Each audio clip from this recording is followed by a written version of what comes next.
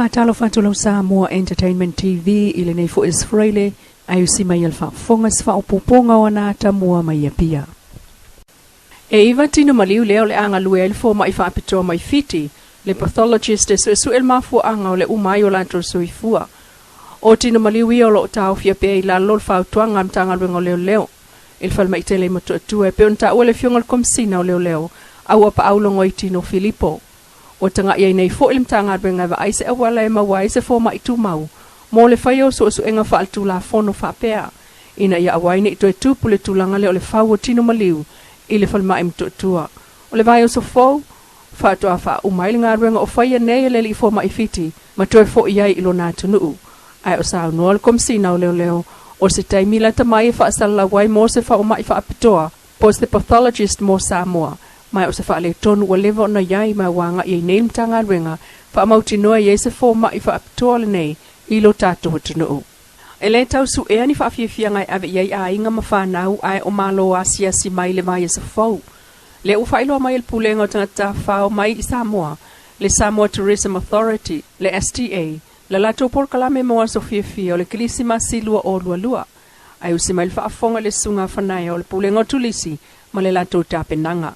Komiti foi neo tatou tapenanga o le pamoemoe ia aua tatou polokalame o kirisimasi ia mo tatou faagasolo atu ai i le vaega foi leo le faafeiloaʻi ma le taunu mai o le lua olu o tolu ia i tatou vaega foi o fireworks po tatou mea faapāpā ia misi o faafiafiaga o le a ia o le ua matou auai foi ma nisi o sui tāua o le tatou komiti ia auā lava le tulaga o le saoga lemu ia e mesi foi o le malu puipuia le o tatou faafiafiaga ia e mesi o le faamoemoe o le alo atu e le tatou malo mo le silafia ia o taugafaiga ua nei a le tatou komiti ia o lo tatou iai lava i le tulaga foi lea o le faamanatuina o le tatou ono sefutausaga o le tatou atunuu ia o polokalame mo foi nei ia o loo aua i uma i tono o le tatou fuafuaga nei o le ono sefutausaga ia o le laua iai le uafuaga le komiti o le aso lua sefulu ma le tasi o le vai aso fou lei le aso lulu ia e faatino ina e le tatou savali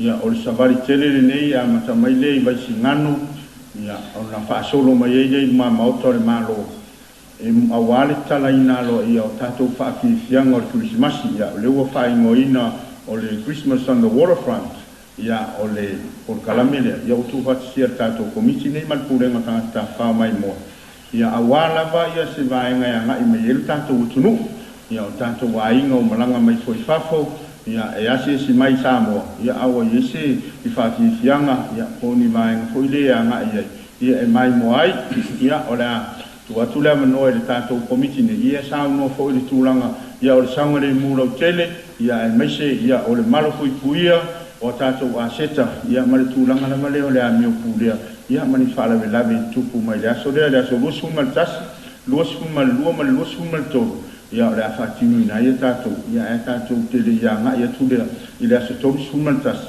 ia o le aso lē faataunua ia tatou fireworks po tatou me faapāpā ia e faafeiloa i atu ai i le tausaga fou ia o le au savali o le aso lulu le aso lua sefulu tasi e au fia im tagaluega o le malo faalapopotoga tuma o tim tagata uma lava e fia savali le afiafi lea o le aso lulu mai pia ma agaʻi mai lo mamaota o le malo ma talai fia ai o moli kilisimasi lua o lualua ina ia pū lea lelei taʻifau taaloa i le tatou tunuu ma ia iai se taavale faatino ai galuega le auaunaga le APS po le Animal Protection Services i Samoa ma se latou taavale ambulance o le faaogāina lenā o le tupe fitu suli mafe valu se lau ma le fitu Amerika po o le lua se lau ma le tasi afe tupe Samoa o faamaonia ma faiai se sainiga lima i le Stofield vaeso nei i le ofisa o le malo Iapani Samoa i le vā o le ambasa le malo Iapani Santa Kesuke ma sui o le APS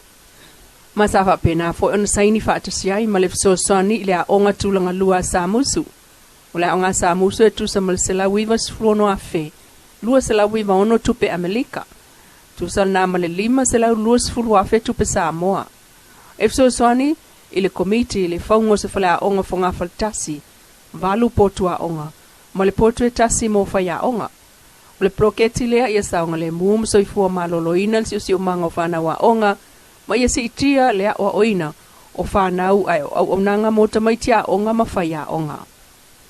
Wale ai se aveta avale le minister mtanga luenga o whaamsinonga, le fionga mata mua vasa tipulu whana.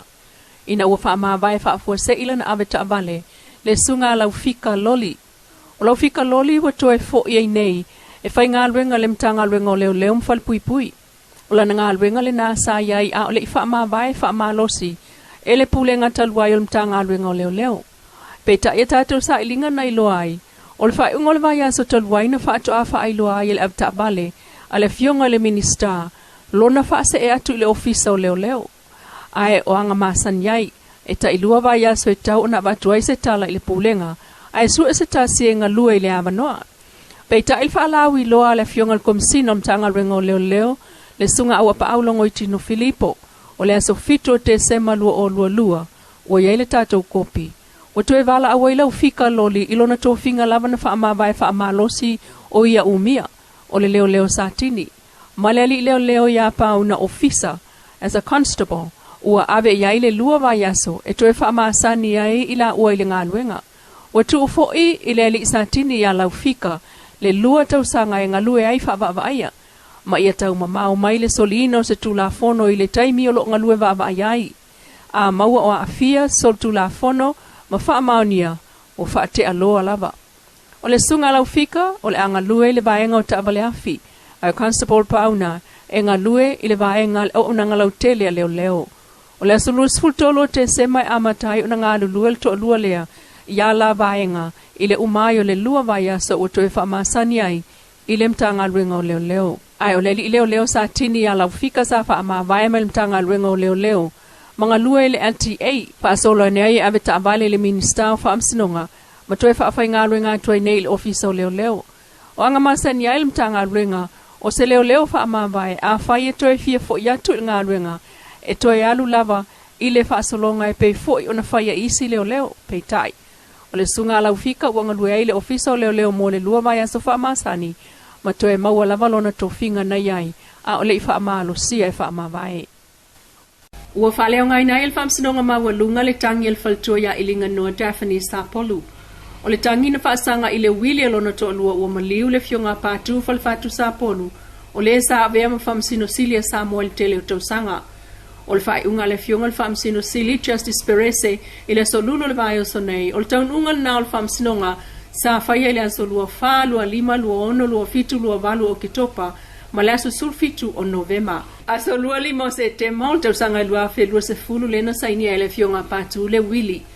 Ma vatu ile ofisa tau si ma vaenga. Ai mulimuliane fato a maliu le aso lua sul valu Novema lua o lua tasi. O le faltua ya ilinga noa wala tal tolu sul tau sanga o mafu tatu ile fionga patu. Aina fato a ia iloa le Vili ina ua faitau ele ofisa tau si ma vaenga ile aso sulfito te sema lua o lua tasi. Ua polo ia ele whamsinonga le tu o manu malo. E whaila se talo sanga mo whamtalanga o le Vili. Ua polo ia fo il whaale au ngai no le tau finga whaatu la fono o le Vili. Po le kevia to le aso sultolu a pelila lua o lua lua. Ua polo ia fo i lo ia a le tu o manu malo. E whaila atu le whaatu la ngango la tau. A o le io o le aso tolu tasi o januari lua o lua tolu. A whaia ia se talia le tu tangi. Po le tu le ana talo sanga. Ia whaila atu le whamsinonga.